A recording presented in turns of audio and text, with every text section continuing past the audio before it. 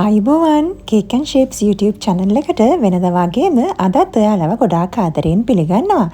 අද මම ඩෙකොරේට් කරන්න යන්නේ ට්වින්ස්ලා දෙන්නෙක්ට හදපු කේක් එකක්. ඉතින් මේ කේක් එක කිලෝ එකමාර කේක් එකක්. අඟල් 7 තැටි 3ක් තමයි මම භාවිතා කරලා තියෙන්නේ. අඟල් 7 තැටිය මම භාවිතා කරලා තියෙන්නේ ග්‍රෑම් 500 සඳහා.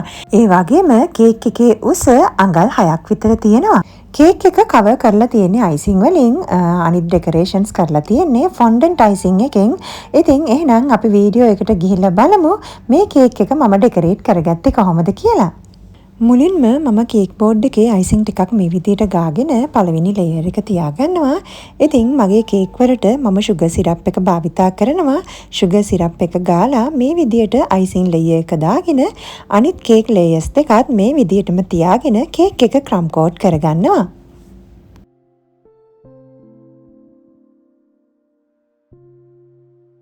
කේක් එක අඟල් 6ක් විතර උසයි. ඉතින් ක්‍රම් කෝට් කරනකොට කේක් එක ඇදෙයයි කියලා මම මේ විදිහට බාබකියු ස්ටික් එකක් කේක් එක මැදින් ගහගන්නවා. ඊට පස්සේ තමයි මම ක්‍රම් කෝට් කරන්නේ. ක්‍රම් කෝට් කරලා ඉවර වෙලා මම බාබකියු ස්ටික් එක අයින් කරනවා.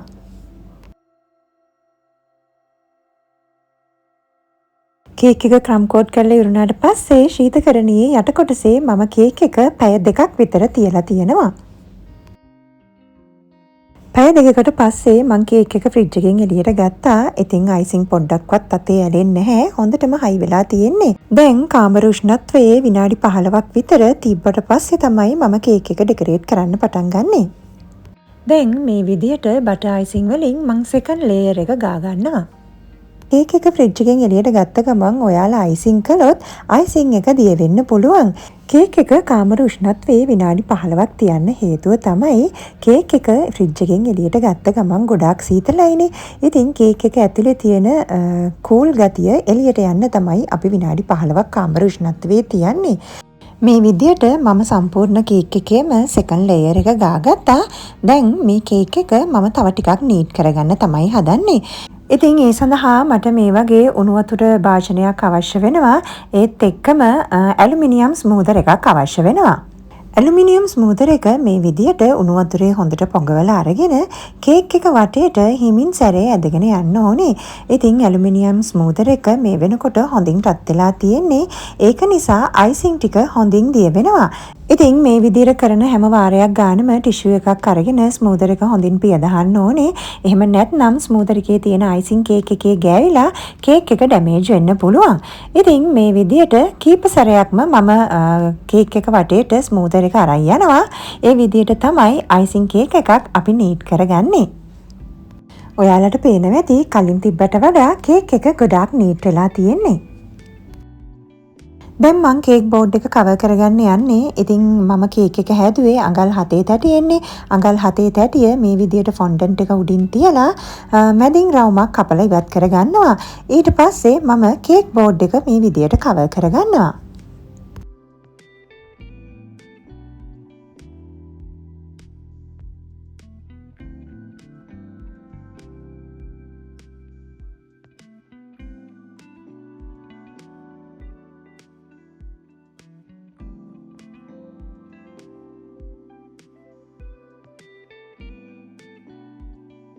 මේ තියෙන්නේ රසාකෝ සී ග්‍රීන් එක. ඉතින් මේ කලර් එකෙන් මම ෆොන්ඩන්ට් එක මේ විදිහට කලර් කරගත්තා. ඒ වගේම මේ තියෙන්නේ පැටර්න් ටූල් එකක්. ඉතින් මේ පැටර්න් ටූල් එකත් මම අලි එක්ස්ප්‍රස් එකෙන් තමයි ගෙන්න ගත්තේ. දැන් මම මේ පැටර්න් ටූල් එක ෆොන්ඩන්ට් එක උඩින් මේ විදිහට තියලා පැටර්න් එක ෆොන්ඩන්ට් එකට අරගන්නවා. දැන් අඟලක් විතර පළලට ෆොන්ඩන්ට් තීරු ටිකක් මේ විදිහට කපා ගන්නවා.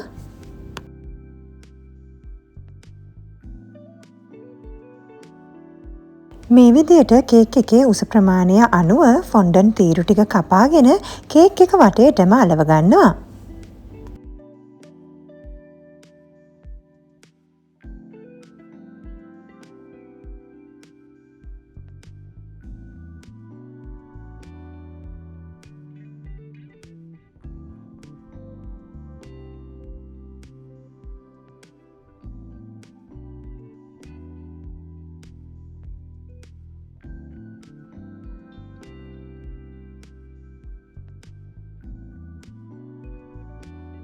දැන් මං කලින් විදියටම ෆොන්ඩන්ට් එකේ පැටර්න් එක print කරගෙන අඟල් 7 තැටි අරගෙන රවුමක් කපා ගන්නවා.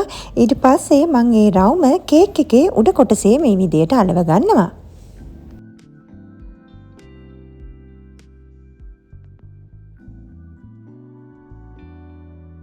දැන් මේ විදියට වතුර ටිකක් ආධාරයෙන් කේක් එකේ ගෑවිලා තියෙන කෝන් ෆ්ලවර් ටික පිරිසිදු කරගන්නවා.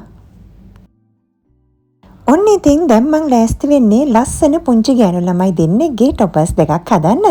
එහෙනම් ඔයාලා බලන්නකෝ ගොඩාක් ලේසියෙන් කොහොමද මම මේ ගෑනු ළමයි දෙන්නගේ ටොපස් දෙක හදාගන්නේ කියලා. මුලින්ම මට අවශ්‍ය වෙනවා අයිවරි කලර් එකකින් ෆොන්ඩන්ට් කෑල්ලක්. ඉතින් මේකට මං ටයිඩෝ සෙට් කරලා තියෙන්නේ. මතක තියාගන්න ටොපස් හදනකොට අනිවාර්යයෙන්ම ටයිඩෝ සෙට් කරන්න ඕනේ.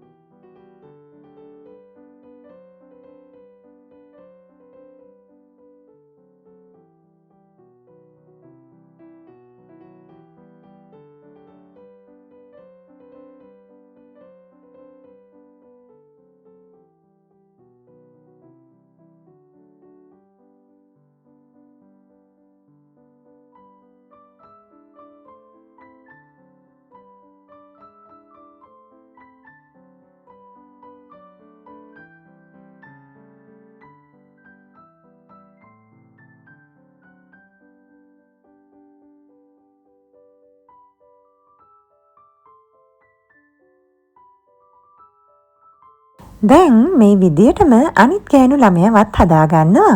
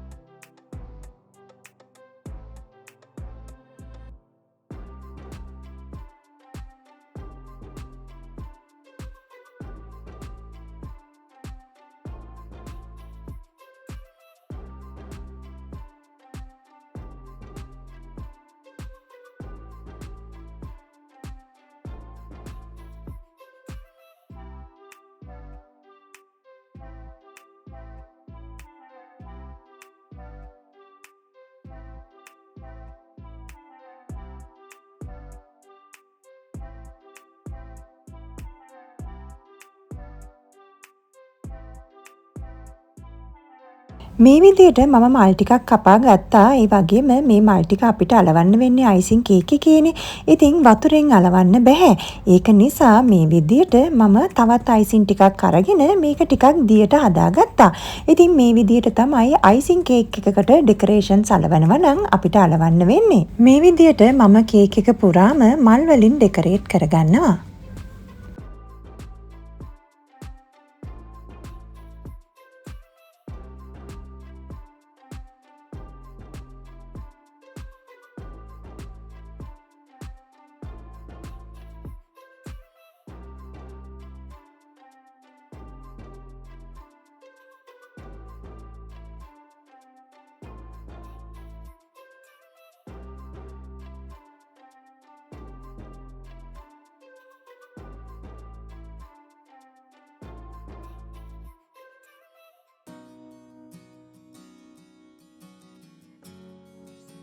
මේ තියෙන්නේ normal print out එකක්. ඒ වගේම මේ තියෙන්නේ transparent sticker එකක්. ඉතින් මේ වගේ stickers ඔයාලට book shop එකකින් ගන්න පුළුවන්. රෝලක් විදියට තමයි තියෙන්නේ. ඉතින් දැන් මම මේ name tag එක මේ sticker එකෙන් අලව ගන්නවා.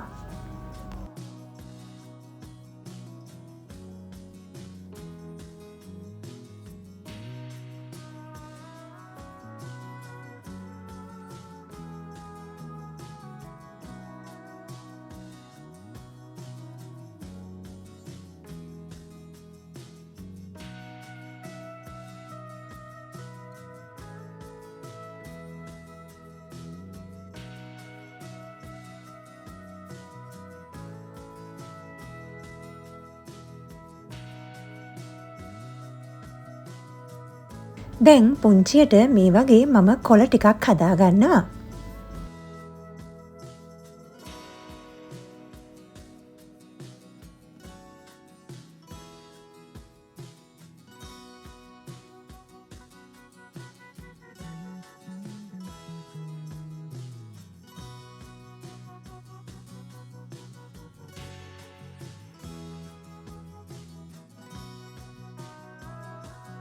ඔන්න ඉතින් දැන් මම කේක් එක හදාගෙන නම් ඉවරයි. එහෙනම් ඉතින් මේ වීඩියෝ එකෙන් ඔයාලට ප්‍රයෝජනවත් දෙයක් ඉගෙන ගන්න ලැබෙන්න ඇති කියලා විශ්වාස කරනවා. වීඩියෝ එක ඔයාලගේ යාළුවොත් එක්කත් ෂෙයා කරන්න. දන්නේ නැති දෙයක් ඉගෙන ගන්න කෙනෙක්ට උදව් වෙන්න පුළුවන්. එහෙනම් ඉතින් මේ වගේ තවත් වීඩියෝ එකකින් ඔයාලව නැවතත් හමු වෙන්න. Cakenshapes YouTube channel එක තවමත් subscribe කරලා නැත්නම් subscribe කරන්න. ළඟම තියෙන bell icon එක ඔබන්න. ඒ එක්කම all කියන option එකත් ඔබන්න. එතකොට මම වීඩියෝ එකක් අප්ලෝඩ් කරපු ගමන්ම ඔයාලට දැනගැනීමේ හැකියාව ලැබෙනවා.